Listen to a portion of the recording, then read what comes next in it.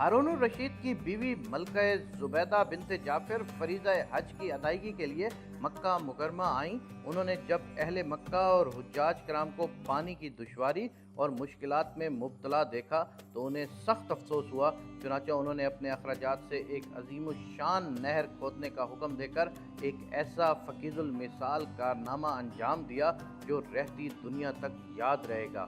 ملکہ زبیدہ کی خدمت کے لیے 100 نوکرانیاں تھیں جن کو قرآن کریم یاد تھا اور وہ ہر وقت قرآن پاک کی تلاوت کرتی رہتی تھیں۔ ان کے محل میں سے کرت کی آواز شہد کی مکھیوں کی بھنبھناہٹ کی طرح آتی رہتی تھی۔ ملکہ زبیدہ نے پانی کی قلت کے سبب حجاج کرام اور اہل مکہ کو درپیش مشکلات اور دشواریوں کا اپنی آنکھوں سے مشاہدہ کیا تو انہوں نے مکہ میں ایک نہر نکلوانے کا ارادہ کیا۔ اب نہر کی کھدائی کا منصوبہ سامنے آیا تو مختلف علاقوں میں ماہر انجینئر بلوائے گئے۔ مکہ مکرمہ سے 35 کلومیٹر شمال مشرق میں وادی حنین کے جبال طاد سے نہر نکالنے کا پروگرام بنایا گیا۔ اس عظیم الشان منصوبے پر 17 لاکھ دینار خرچ ہوئے۔ جب نہر زبیدہ کی منصوبہ بندی شروع ہوئی تو اس منصوبے کا منتظمین انجینئر آیا اور کہنے لگا، آپ نے جس کام کا حکم دیا ہے اس کے لیے خاصے اخراجات درکار ہیں، کیونکہ اس کی تکمیل کے لیے بڑے بڑے پہاڑوں کو کاٹنا پڑے گا، چٹانوں کو توڑنا پڑے گا، نشیب و فراز کی مشکلات سے نمٹنا پڑے گا، سینکڑوں مزدوروں کو دن رات محنت کرنا پڑے گی، تب کہیں جا کر اس منصوبے کو پائے تکمیل تک پہنچایا جا سکتا ہے۔ یہ سن کر ملکہ زبیدہ نے چیف انجینئر سے کہا، اس کام کو شروع کر دو، خواہ کلاڑے کی ایک ضرب پر 1 دینار خرچ آتا ہو۔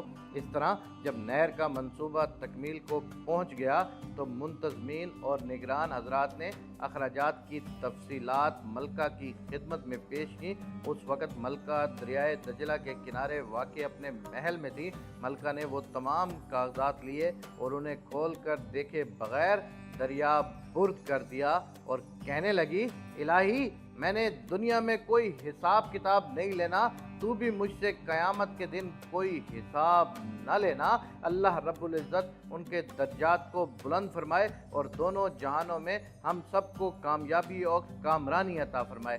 دوستو، جب بھی کبھی آپ کسی کام کرنے کا ٹھان لو تو پھر اس کو کرنے کے لیے اپنے تمام ارادے اور تمام وسائل اس پر لگا دو۔ اللہ تبارک و تعالیٰ نے تمہیں اس دنیا میں بغیر کسی لالچ کے اتنے اسباب دے دیے ہیں، تم بھی اللہ تبارک و تعالیٰ کی عوام کے لیے، اللہ تبارک و تعالیٰ کے لوگوں کے لیے، اللہ تبارک و تعالیٰ کی مخلوق کے لیے سبب پیدا کرو، آسانیاں پیدا کرو۔ یقین مانو تمہارا کچھ بھی نہیں جانا، لیکن تمہاری آخرت سنور جانی ہے۔ اللہ تبارک و تعالیٰ ہم سب کی آخرت بالخیر کریں، آمین یا رب العالمین۔